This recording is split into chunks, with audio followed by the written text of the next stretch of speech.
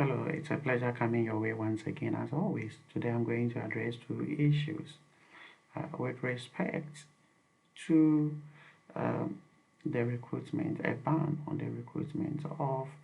Uh, I'm going to try to answer the question whether indeed there was a ban on the recruitment of Ghanaian nurses to the UK. And then, secondly, I'm going to look at the processes that are involved in applying for a UK certification to practice as a nurse, a Ghanaian trained nurse to practice in the UK. So these are the two issues I'm going to address.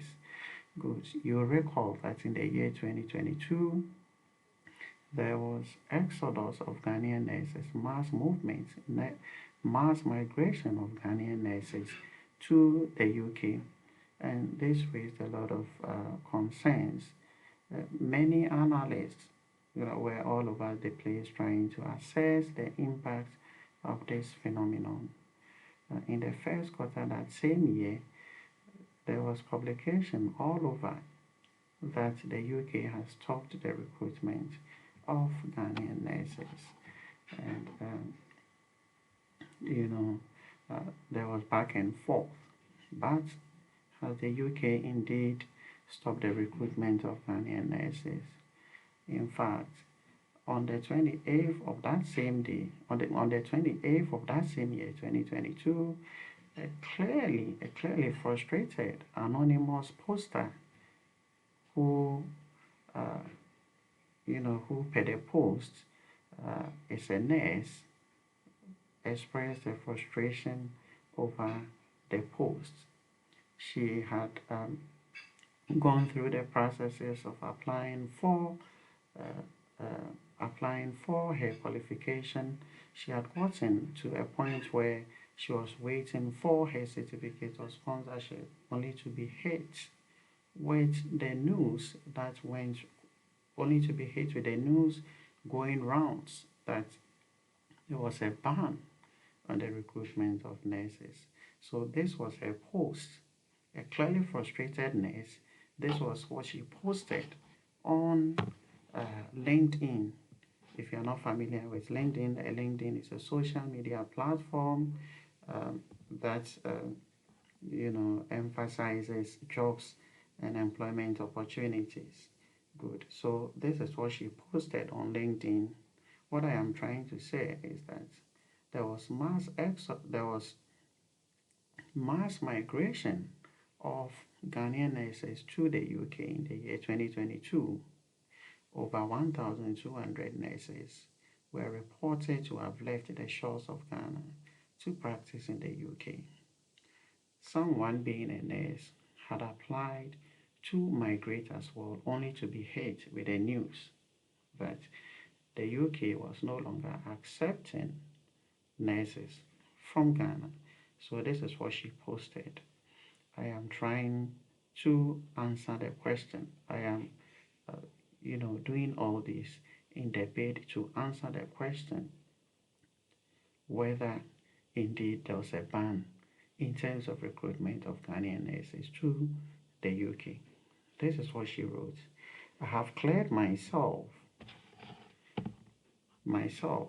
have written IELT and CBT, applied on-track job, and had Essex University Partnership, NHS Foundation Trust, and teaching hospitals. I have gone through the process of these trusts, and I'm currently waiting for COS, Certificate of Sponsorship. But I'm hearing information that UK NHS is no longer recruiting nurses from developing countries like Ghana. Please, any update on this? Because I saw some of your colleagues posted something on YouTube that is true. What's your input, please? Thank you. So as I said, this is a clearly frustrated nurse. She had gone through the processes, in fact, to a point where she was she had written all the tests. She was at a point where she had applied for her certificate of sponsorship. Good. certificate of sponsorship, only to be told that the NHS was no longer recruiting. So let's see what the responses are. Good. And this is a response by uh, one Seth Dako Ajiman, who happens to be a staff nurse at the NHS. For those of you who are not familiar with NHS, the NHS is the National Health Service. It is akin to Ghana's um, uh, Ghana Health Service. Yes, they are responsible for overseeing all the health activities of the UK. So he happens, the respondent, the one who is going to answer the frustrated lady's question, happens to be a staff of NHS. He is a content creator. He is an IELT mentor. And then this publication was made on the 28th of March 2022. And so it is important. This is not my personal response. And so it is important that I credit him. So I am crediting him for the response. Good. This is what I think. This is the response from the respondent, Mr. Seth Hageman. This is what he said. This is what I also think. Before I share my take on this, no recruitment halabaloo, let me say that I'm not here to debunk what other people have said concerning this topic.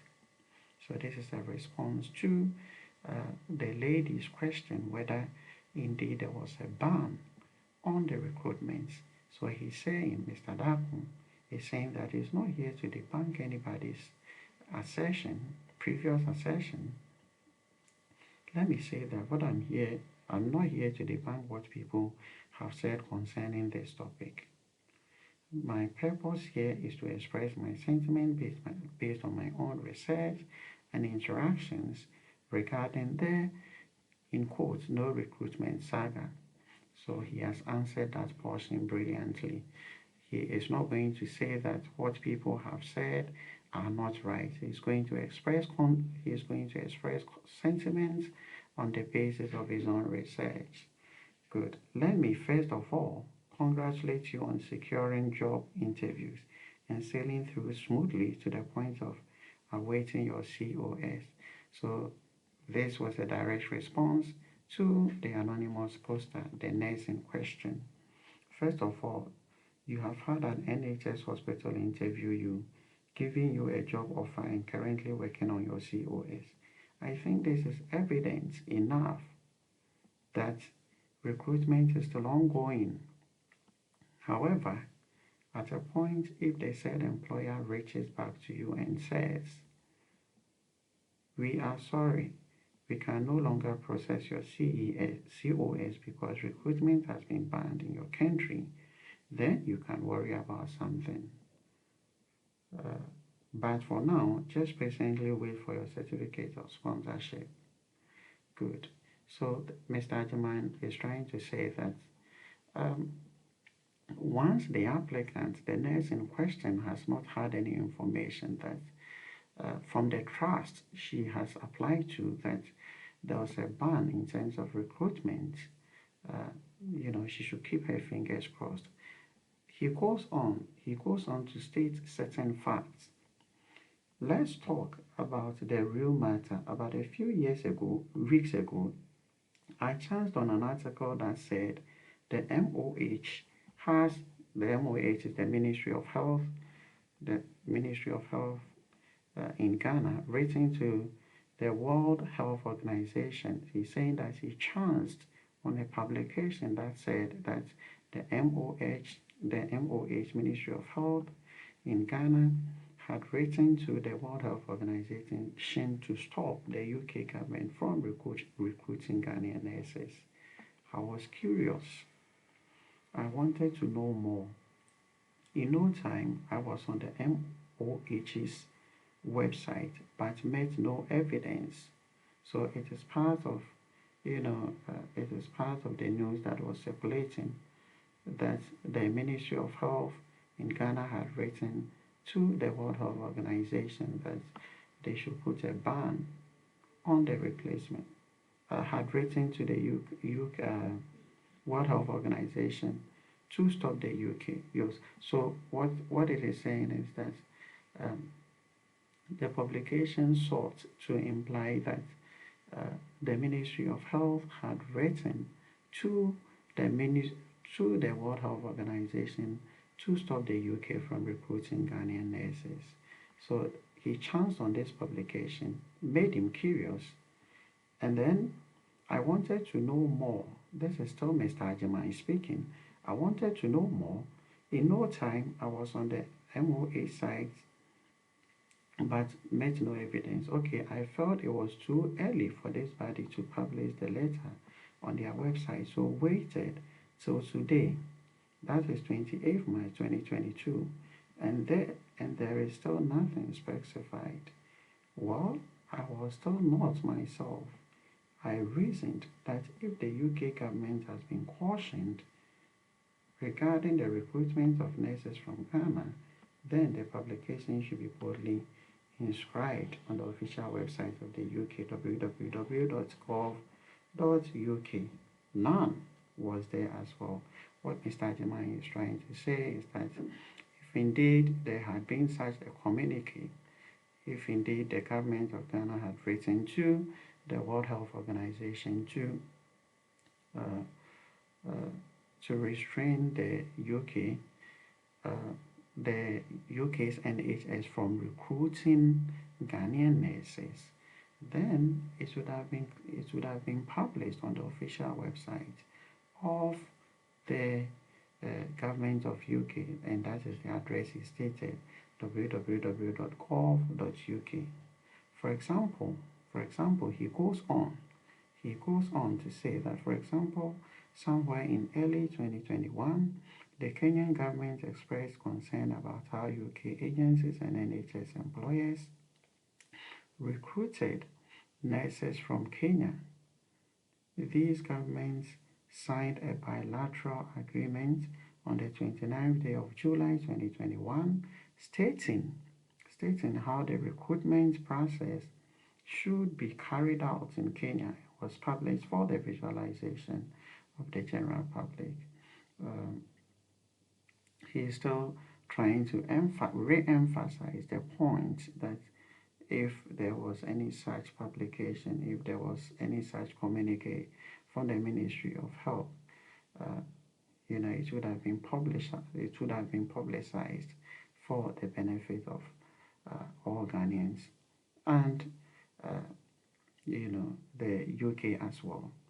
So, if Ghana's own is true, where is the publication? We are not seeing the publication anywhere. Both parties are not publishing anything. The NHS of the UK is not publishing on its website, and then the Ministry of Health in Ghana, has also not published on its website.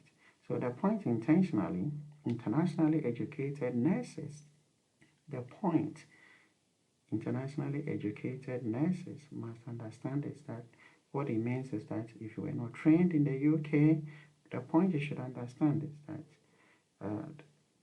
the UK Code of Practice for International Recruitment of Health personnel has placed a ban on active recruitment of nurses from red list countries.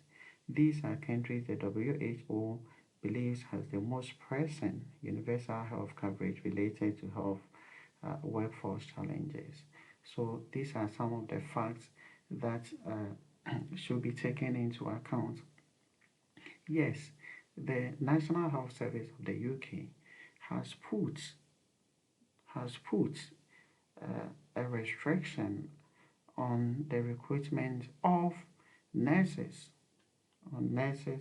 from what the WHO calls a red list. These are countries that have poor nurse patient ratio, and the list is there about 55 countries, 55 such countries, of which Ghana is a part.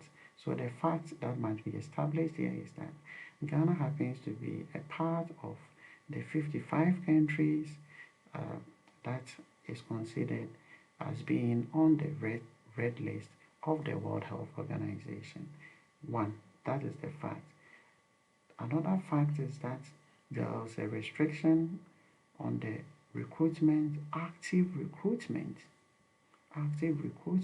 of nurses from Ghana by dint of her inclusion in the list of the 55 countries as being part of the red list. Good. Let's look at further facts. The recruitment agencies, UK, the recruitment agencies, UK employers and contractors can no more target health personnel in any country on the red list. I told you, Ghana happens to be in the red list. There are a number of developing countries: Afghanistan, Angola, Pakistan, Madagascar, Mauritania, Mozambique, Liberia, Bangladesh, Gambia, Nigeria, amongst others. So the UK cannot target recruitment of nurses from these countries. Good.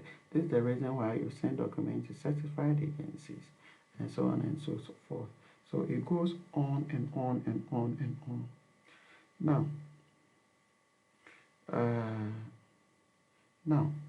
So this initiative, the UK Code of Practice for International, it's been said already.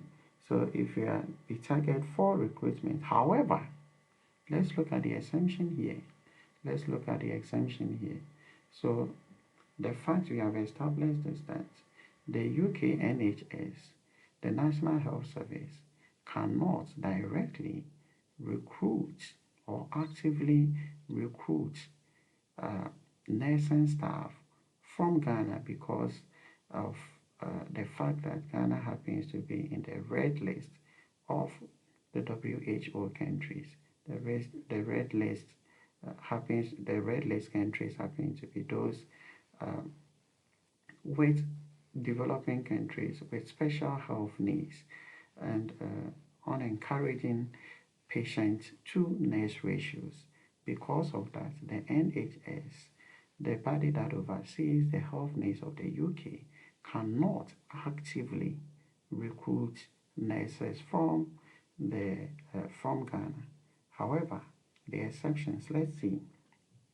However, individual health personnel interested in working in the UK with an approved employer must directly apply to the employer without involving any agencies. Yes, good. So here, apart from the NHS, apart from the National Health Service, we have what we call trusts and foundations. These trusts and foundations can accept or do accept direct applications from individuals without the involvement of the NHS, because they are the NHS, the foundations and trusts are autonomous to in terms of recruitment of their staff. What I have said is that the NHS is not recruiting, is not into active recruitment. However, we have individual employers and foundations and trusts that are entitled to do their own recruitment, and so it goes to debunk the claim that the UK is not recruiting, much as it is right. It is completely not so. It is completely not the case that the UK has put a complete ban on the recruitment of nurses. Yes, the NHS, the National Health Service, is not recruiting. It's not into mass recruitment or active recruitment of nurses. The trust and individual organizations and employers are still mandated to recruit Ghanaian nurses. Good.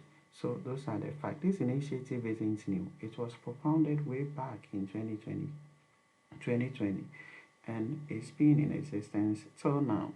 The final thing to say is that recruitment is still ongoing. He was emphatic here, and I'm not saying that his position represents the finality. Uh, yes, his position cannot be said to uh, be a representation of finality. I'm only trying to state what he is saying. So the final thing to say is that recruitment is still ongoing. Ghanaian nurses are getting job offers in the NHS through direct job applications. Don't rely on any agency. Good. Yes, and so in order that I do not put out anything out there, just anything for your consumption, I also went to gov.uk. That's the government of UK's official website, to familiarize myself with updates regarding recruitment. And indeed, all the information I saw seemed to corroborate Mr. Ajamai's position. So indeed, there was recruitment ongoing. However, the NHS is not involved in the active recruitment of Ghanaian nurses. Those are the facts that must be established. So if you're a Ghanaian nurse and you were thinking, or you might have heard from a source, that the UK is no longer recruiting nurses, I'm sorry, it is not the case. The NHS is not involved in direct recruitment of nurses, but we have other employers and agencies and trusts who are autonomous, who are accredited to do their own recruitment. Good. So those are facts that must clearly be established. Good. Now that we have established the fact, now that I have established the fact that it is possible that you could be recruited still into the UK health system. You could still be recruited into the UK health system. Let me take you through the processes that are involved in getting the UK certification. Of course, you cannot practice in the UK if you do not have their qualification, and there's always a process that is involved in applying or in getting a UK qualification. You were trained outside of the UK, you were trained in Ghana, you want to practice in the UK. I think the common thing way back, the common thing I used to hear amongst nurses was that they wanted to take an IELT. I think that was the most popular requirement most nurses know about, but there is more to it than just passing your IELT. So shortly I am taking you through the processes that are involved in getting or securing a qualification that would allow you to practice in the UK. Good. So the first one is a very comprehensive content. I'm going to address a comprehensive content. I'm going to address four key issues. The first one is that you should check your readiness to register. Of course, you cannot embark on a journey if you have no idea about it. So you have to check your readiness. Are you ready to register for the qualification? I don't want us to jump everything. What I said from the onset was that I was going to address two issues.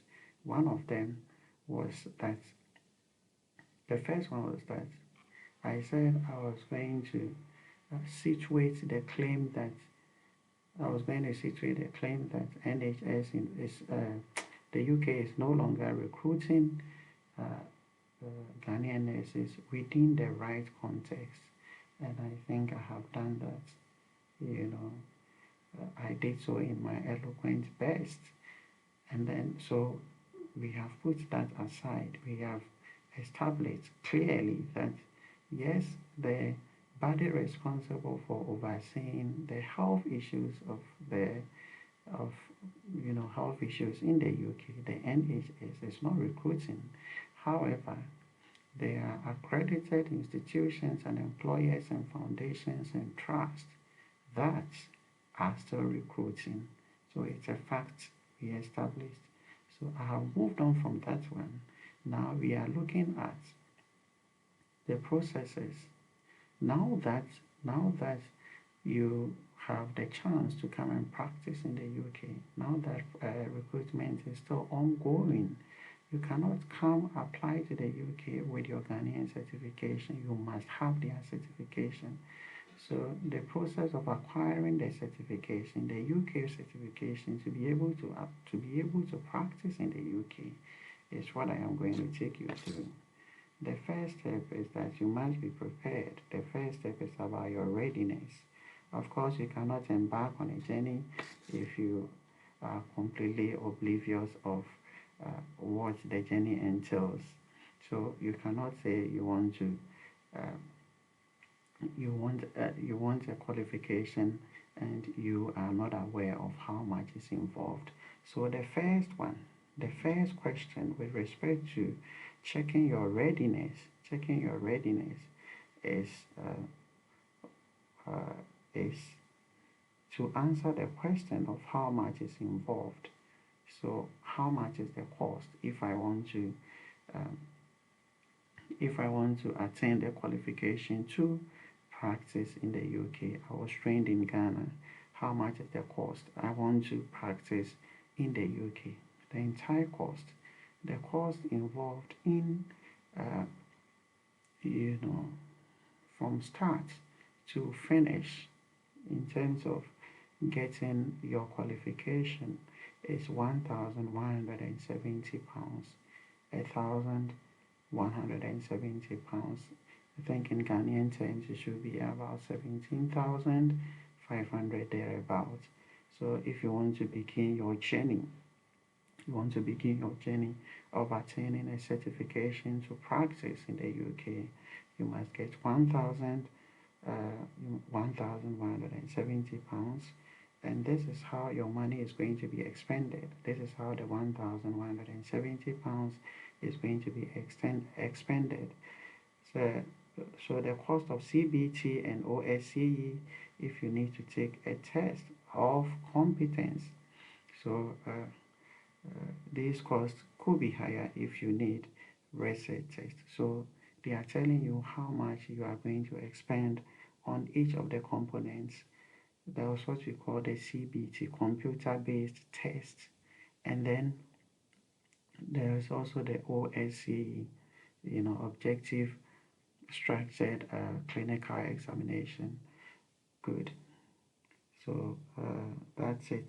And then that's include, and if you do not pass these exams at a sitting, it means that you might have to resit, and in resitting it is going to you are going to have to pay more.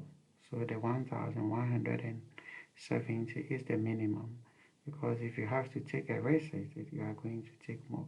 Remember that the 1,170 does not include your visa, your flight, neither does it include your accommodation. Yes, so if in securing, this is only a budget for your qualification, Good. So the first one is qualification evaluation, and then you pay this amount out of the 1,170. This is the breakdown. This is how you are going to spend it. So there's qualification evaluation that is paid to the NMC. NMC herein refers to the Nursing and Midwifery Council. On submission of eligibility and qualification application, of course, you have to submit an application and the NMC is going to assess your eligibility. I think it is in order, and that amount is going to the amount involved is £140. What it means is that if after assessing your eligibility and your qualification and you are not qualified, the NMC, that is the Nursing and Midwifery Council, would just close your application, and so you wouldn't have to spend more, because if you didn't meet the fundamentals, there's no way they will progress you to the other, to the subsequent levels. So the NMC, you pay 140 for your qualification evaluation. The second one, after your 140, after you have paid your 140,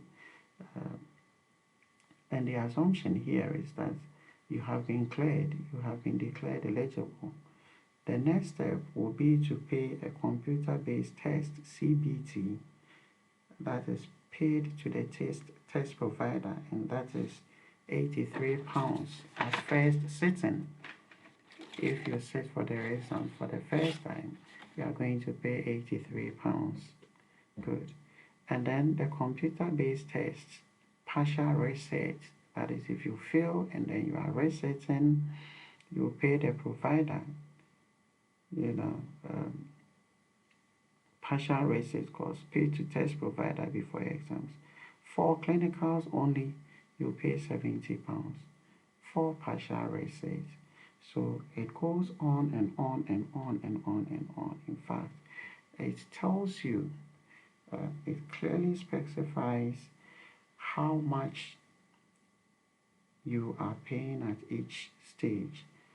So you are not paying the 1,170 at a go, but if you attempt it and you are successful at your first shot, then you should have paid £1,173.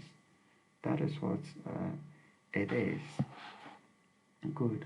So it will go on and on and on and on and on, telling you how much you pay at each stage. So that's it. Good. Now, you know of how much you are going to pay. You know of how much you are going to pay. You want the certification to practice in the UK. And so you are paying 1,170, a little over 1,170 pounds. Good. So now your certificate, your eligibility has been tested. Your eligibility has been tested by the NMC. Remember that if you want a certification to practice in the UK as a nurse or a midwife, it is the NMC of the UK that is responsible for issuing you the certificate. The NMC is the Nurses and Midwifery Council. They are responsible for issuing you the certificate. Now let's see, how long is it going to take? How long is it going to take? So provided you have started your application today, how long is it going to take you to reach the finality to get your qualification? In fact, two people may apply and then one may finish way ahead of the other. It depends on a number of factors. There are a number of factors to take into account, including preparing the evidence you need to show you meet the registration requirements and how much preparation time you feel you should need before you take your CBT and OSCE. Yes. So it depends on how long you will take to prepare your certification. And then somebody would say that I am prepared at all times to take the test, the CBT, the computer-based test, or the OSCE, that is the objective structured um, clinical examination. So two people have applied here. One is saying that he can begin the process or take the test next week. The next person says that he can take the test 2 months from now, and so there was no specific, there are no specific timelines. When you would finish is dependent on you. However, uh, if the NMC, the Nurses and Midwifery Council, is assessing your qualification, it takes only 14 days. Yes.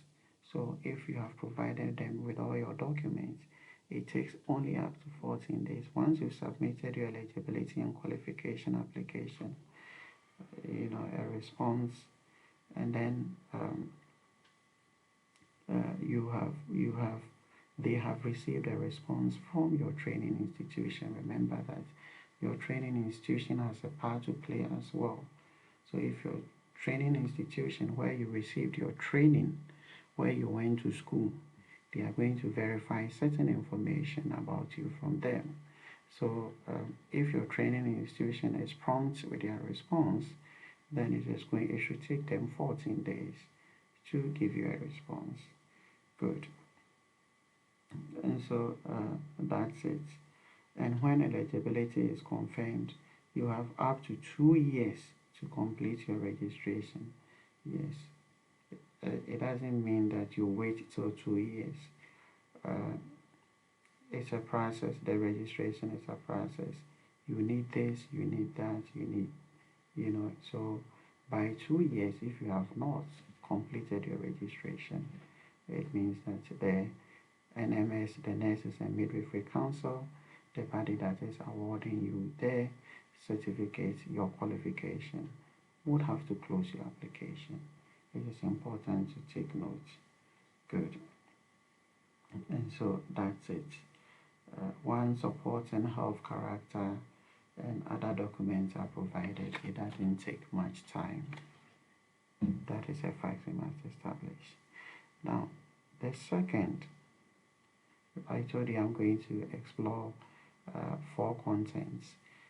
Still under the first one, that is getting ready, knowing what you need before applying for the qualification. You need to prepare your evidence. You need to prepare your evidence. Yes. Now, what do you need? What do you need to show as evidence? Of course, you need an identity evidence. You need qualification evidence. You need health evidence. You need character evidence. You need language evidence. And then finally, you need confirmation of progressive or professional indemnity evidence. Yes, or cover. Confirmation of professional indemnity cover. You need all these if you want to apply for a certification or a qualification to work in the UK or practice in the UK as a nurse.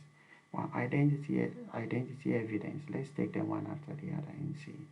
So what is entailed in your identity evidence? Your passport. Yes. So your passport is going to identify you. It is your passport that is going to be used as your medium of identity. It is that which is going to identify you. So you need a passport before you apply. Remember, we are still preparing our documents. We want to know what documents you need before we go on with the application. We don't want to stuck along the way. So we want to prepare all our documents before we go on with our application. So one, we need our identity evidence, and I said it is a passport. It must be valid. It must not have been expired. At least should be valid for a minimum of 6 months. Good. And then you'll be required to upload those.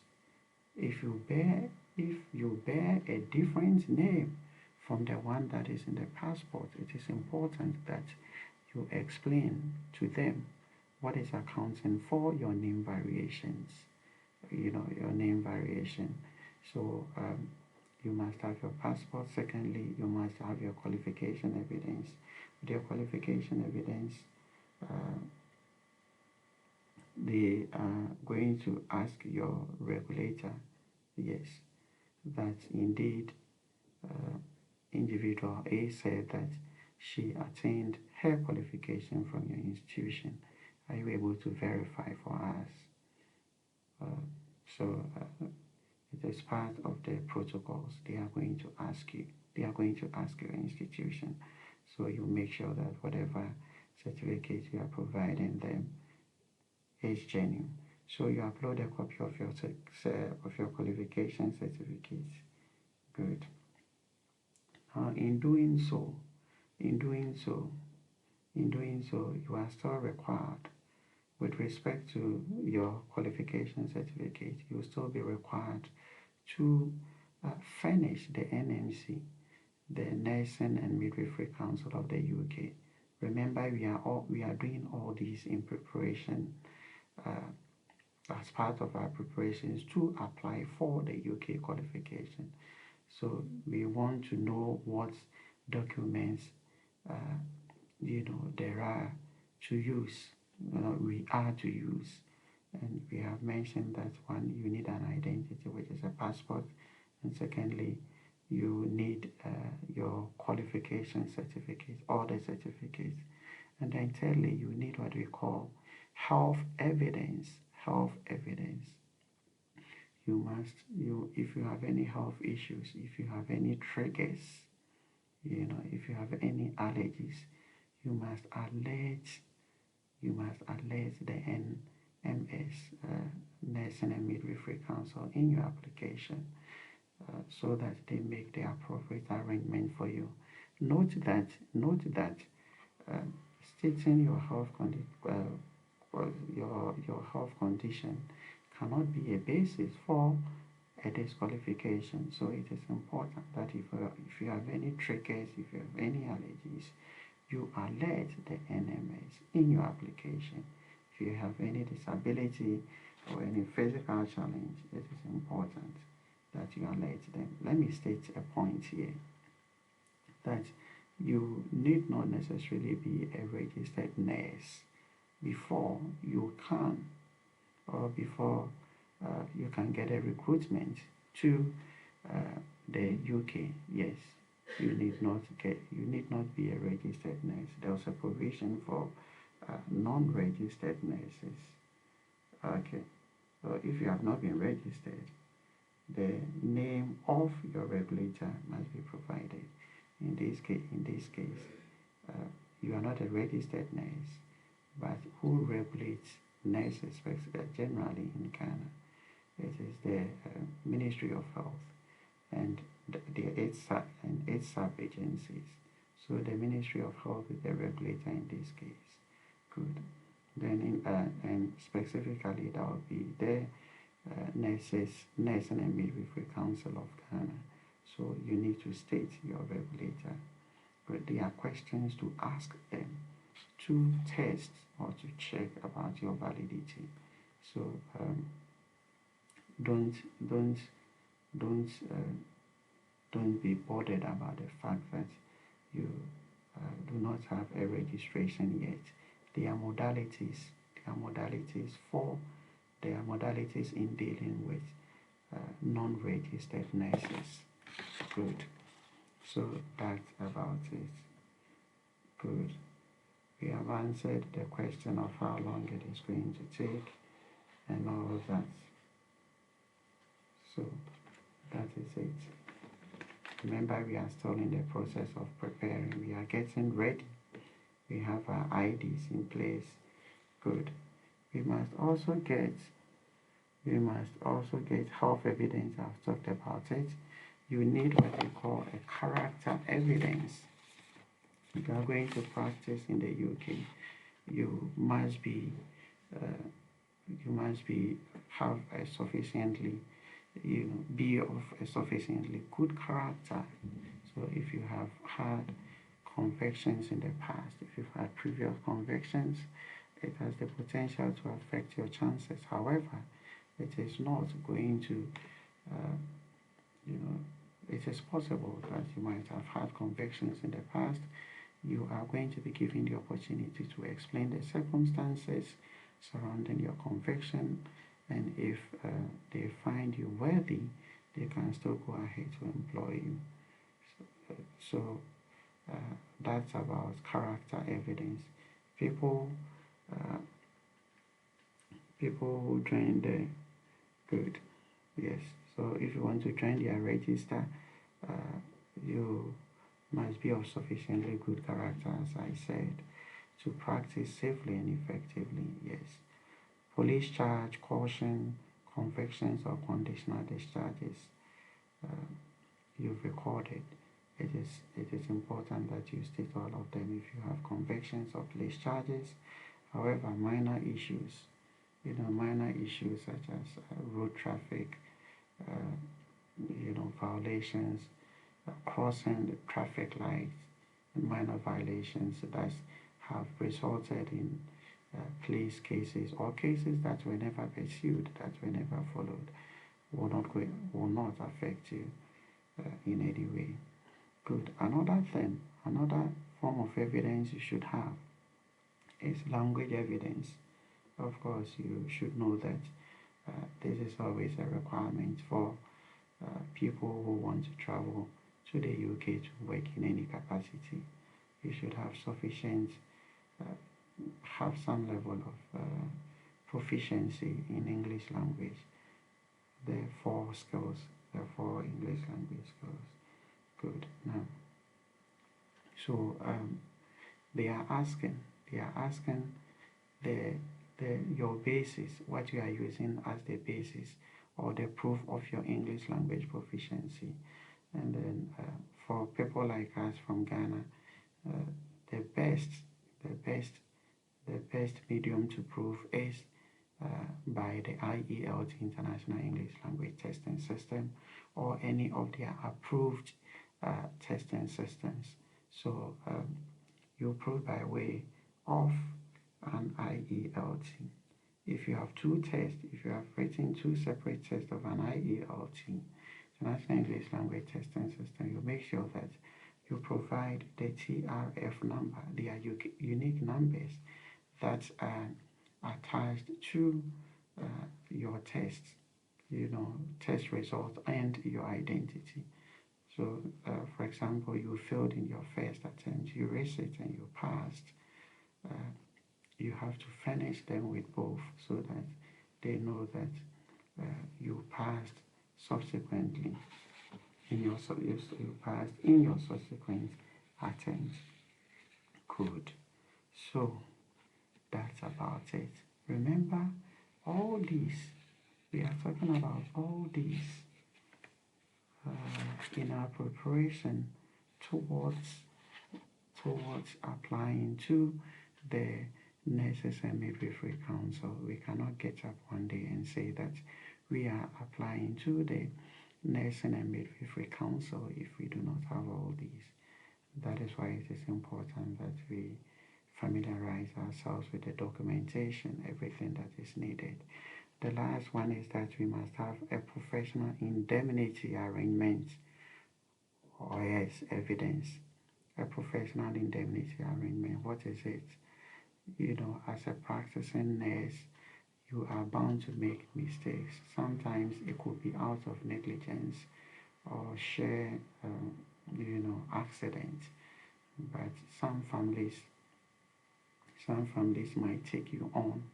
Yes, especially if we tend to overlook some of these developing countries, families of people from developing countries tend to overlook some of these things. But in an advanced country such as the UK, families can take you on if you harm, uh, you know, their family member. If you harm one of their own on the basis of your negligence, or accident. So you are required by the indemnity cover. You are required that you have this insurance as a nurse. You have an insurance package that covers you. That in an event that you uh, you are involved or you harm somebody in the line of duty, the said insurance company would come in and then bail you out, because you will be sued for damages. And so you talk to um, your regulator or your employer to institute or uh, get in place for you an indemnity cover or package. Remember, we are doing all these in the bid. We are doing all these in the bid to familiarizing ourselves with the documentation. Excuse me, what documentation we will need. Good. Now, it is time. It is time. It is time. It is time to begin your application. It is time to begin your application. I have told you about all the documentation, all what you need, all the evidence.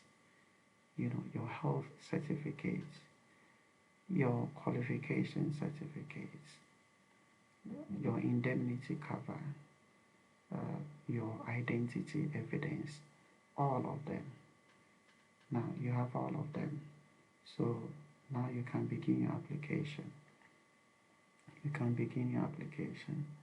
Of course, you must have your identity, your qualification, your health certificate, your evidence of character, your language evidence, then your confirmation of proof of indemnity. Good. Remember that if you are a nurse or a midwife wanting to practice here, you are going to choose between one, being a nurse or being a midwife. So we have registered nurse adults, that is for the nursing category. If you want to be here and practice as a nurse, then you could practice as a nurse, registered nurse, specializing in working on adults. Good. And then registered nurse, working on children. A registered nurse, learning disability, working on people with special people, such people with learning disabilities. And then registered nurse for another special group of people, mental health. Good. So that's about it. So if you want to practice as a nurse here, these are the categories you will have. You will not be a general practitioner. You will specialize on either adults or children or people with learning disabilities or people with mental health, and so on and so forth. So that's about it. As you prepare to embark on this journey, you also take into account which of these categories you are most interested about. Good. So secondly, you have to upload your qualification certificate, educational institutions, your name, address, and emails. Educational institutions, mail, address, and email. So if you went to school at TEPA Secondary School, TEPA Nursing Training College, for example, the name of the school, TEPA Nursing Training College, and then the address of the school, and then the email. The email should not be a personal one. It should be an institutional one or a professional email. For example, it cannot be kwekumensa@yahoo.com. They wouldn't accept it. The email should be an email that is official, that is used by the school. You know, so and so at TEPA nursing training .edu, you know. So that is it. It should be a professional email and not a private or an individual email. Remember, we have started our application. So we have mentioned the documents you are going to upload. The documents are those ones I mentioned as identity qualification, health evidence, character evidence, language evidence, and then confirmation of proof of indemnity. You have to upload all those documents. Good. So that's about uploading of your documents. When you have reached this stage, you are going to pay an amount of £140. £140. So it means that you are not paying all the 1,170. If you fall along the way, if you are not able to progress because you did not meet the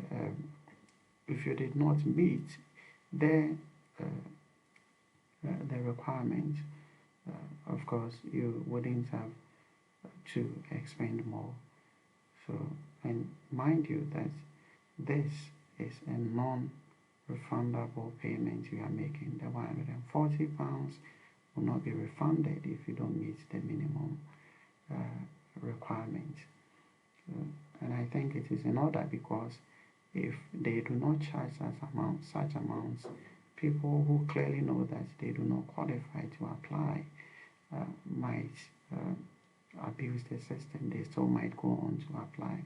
So they want to be sure that you are convinced to a very large extent that you meet the minimum qualification before you do the application.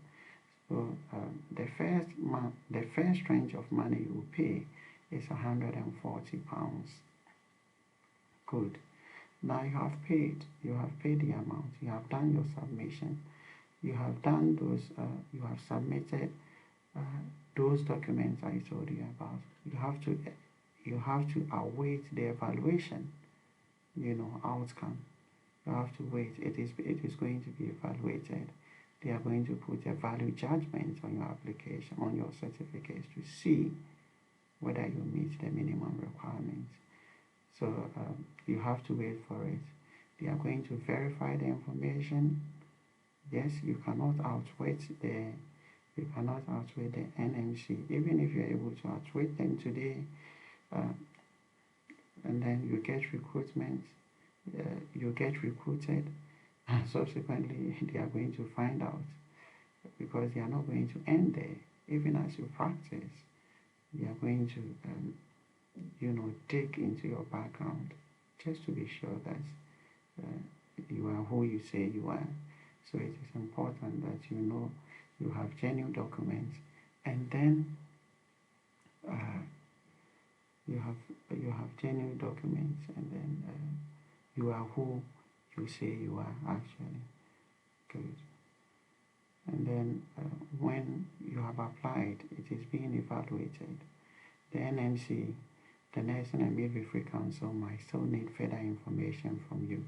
So it is important that you be on standby all the time to be able to furnish them with the right information at all times. Good. And then when, as I said, when your response or the outcome will be made available, the outcome of their assessment will be made available, is dependent upon how prompt you are with your, how prompt you are with respect to furnishing them with the necessary documents. So if you furnish them with the necessary documents on time, you are likely to get a response within the shortest possible time. Note this: if you do not meet the eligibility criteria, you'll be emailed and informed. If you meet it, you'll be emailed for you to continue. Yes. So right after the first step, if you don't meet the eligibility criteria, after you have submitted all your documents in 14 days, after you submitted all your documents in 14 days, you will be told that uh, you do not meet the criteria, or you meet or you met the criteria. So that's about it. That's about eligibility. Good. If you met it, you are going to be emailed to continue. If you didn't meet the criteria, it means that you have to stop. And so that is how it is. Good. And then we have what we call the test of competence. The test of competence. As I said, back home, the only thing I used to hear was an IELT, IELT, but there is more to it. The IELT only tests your English proficiency levels, but the test of competence is going to test you on, we have two types. You have the CBT, the computer-based test, that is going to test you on numeracy, and then clinicals. And then OSCE is also going to test you on advanced clinicals.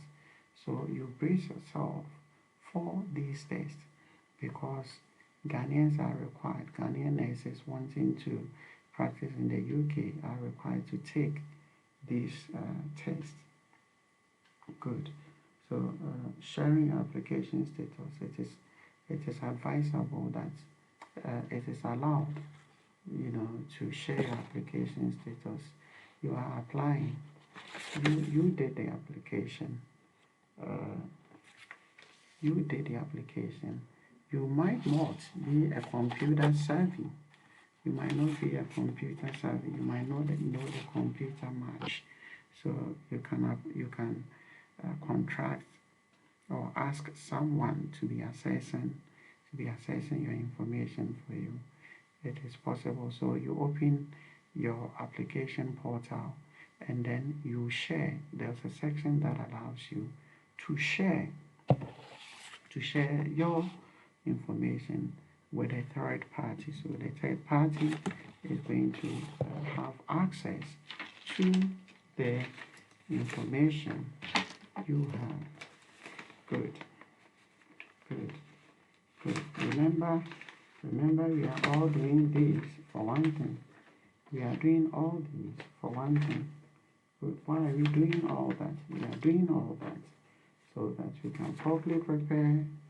We know what documentations we need to apply for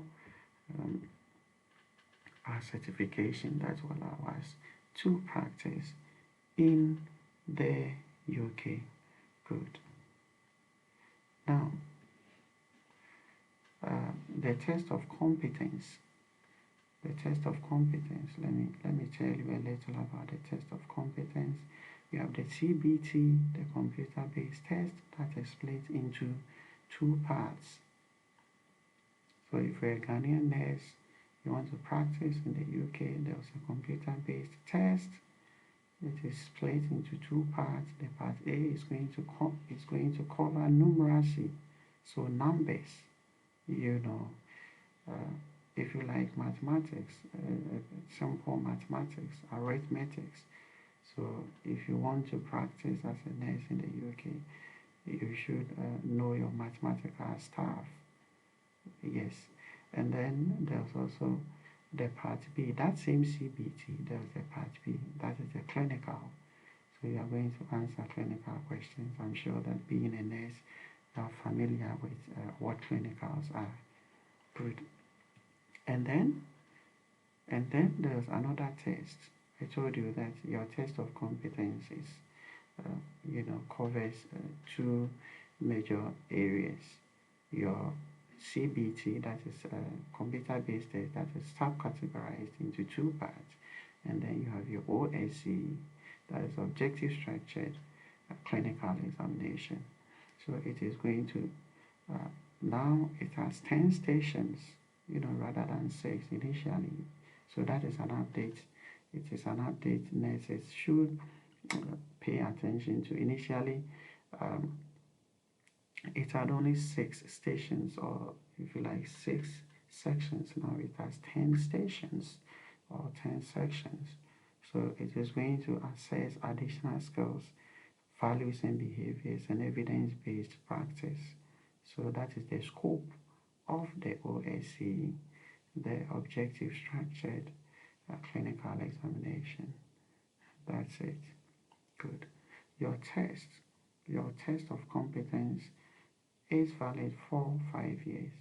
It means that after 5 years, if you take your test of competence and pass, after five years, it is not going to be valid again. Good. So that is it. Good. And I also told you the areas of practice. You cannot be here and be a generalist. You cannot be caring. You cannot be a nurse here and be caring for all ages of people. There are specialties. You are either an adult nurse, or mental health nurse, or learning disability nurse, or you are a children's nurse, or you are,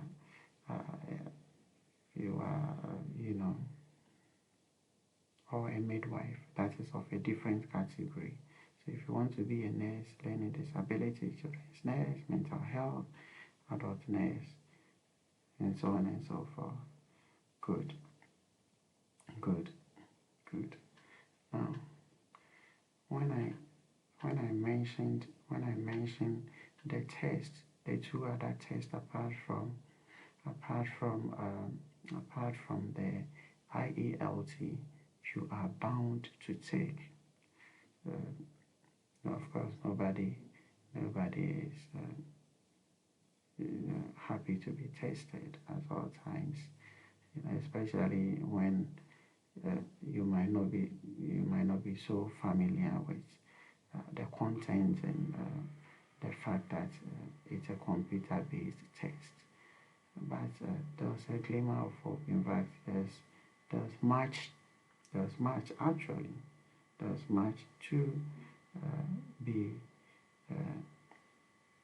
to be hopeful about, because the statistics are good. The statistics for people who took the computer-based test as well as the OSCE, point to a very positive direction. The pass rate is very high. The pass rate is very high for people who took the computer-based test and the OSCE. For example, from January to March 2023,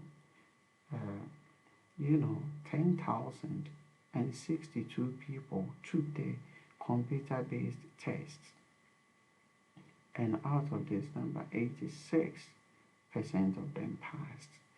So you can see that it has a high pass rate, and then that same year, 2023, from April to June, 10,077 people took the test, and then 85% passed. Both passed, numeracy and clinical, and so it tells you that that's a relatively high pass rate. There's nothing to fear. It needs some preparations. If you go to the website, which I am going to direct you shortly, there are lots of preparatory materials there. You can find the materials at the website. So you are going to prepare adequately before you take those tests. And then the third stage will be that you have to complete your registration application. Remember that if you had not passed the assessment after the first stage, which is the evaluation of your certificates and qualifications, if you did not pass, the NMC, the National Midwifery Council of the UK, we are going to email you to tell you that you did not meet the minimum qualification requirements, and so they were going to close your account. You have come this far because you were able to pass the preliminary stages. Good. So now you have to complete your application. Of course, I don't want to belabor. I don't want to belabor that point. The the the the the evidence you need, your health evidence and your character and all that. I think I have said it so many times. You have to prepare them all because at this stage they are going to require that you upload them, and this is the stage that you pay additional £153. Yes, £153, and this is partially refunded. It is refunded under some circumstances. Remember that your assessment fee is not refundable at all.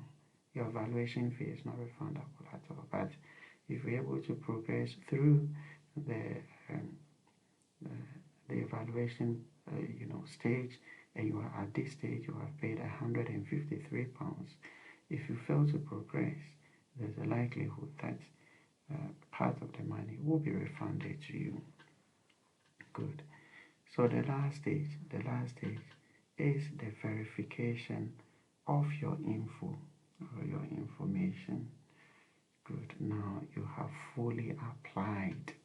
You have fully applied to be a nurse. You have taken your test. You have taken your IELT. You have taken your CBT. You have taken your OSC. You have passed them all, so you have applied. Now, when you have applied using those test results, you have 30 days within which to get a response. Yes, so that's about it. When you have done the application, you have 30 days. So within 30 days, the NMC UK, Nursing and Midwifery Council of the UK, is going to give you a response. Yes, as to whether you qualify to practice in the UK or you do not qualify, whether you've been issued your certification or you have not been issued your certification. So the process is as simple as that. If you want to practice in the UK, remember what I have said so far. I started by allaying your fears. If you're a nurse, I started by allaying your fears that yes, indeed, there was a ban. There's a ban in terms of recruitment of nurses, Ghanaian nurses to the UK. And that one is only applicable to government, government arrangement. So the NHS, the National Health Service, is not recruiting Ghanaian nurses to the UK. However, there are agencies who are equally accredited, like the NHS, including foundations and trusts and individual employment. Such agencies and trusts still do have or are entitled to recruit nurses to work in the UK. So there was no restriction on them in terms of their recruitment into the recruitment of nurses from Ghana into the UK. We established those facts. Now we went on, secondly, we went on to look at the processes that are involved if you want to secure a UK qualification. If you're a nurse in Ghana, you want to secure a UK qualification to practice in the UK. I told you all the documents that you need. and took you through the processes. Now, this is even simpler. The process is even simpler if you visit their website. So I'm giving you the website address. It is www.nmc.gov.uk.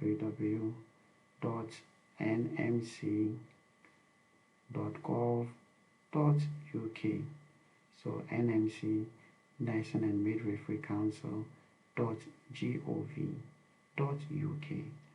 If you go there, all the information regarding the processes involved in, the processes involved in securing a UK qualification to practice as a nurse are there.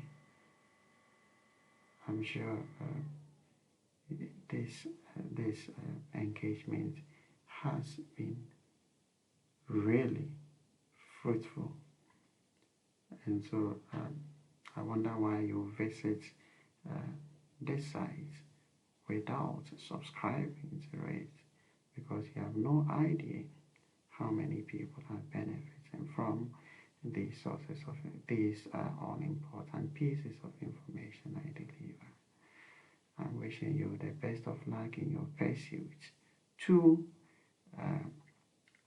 getting a qualification to practice in the UK. Have a good day. Bye.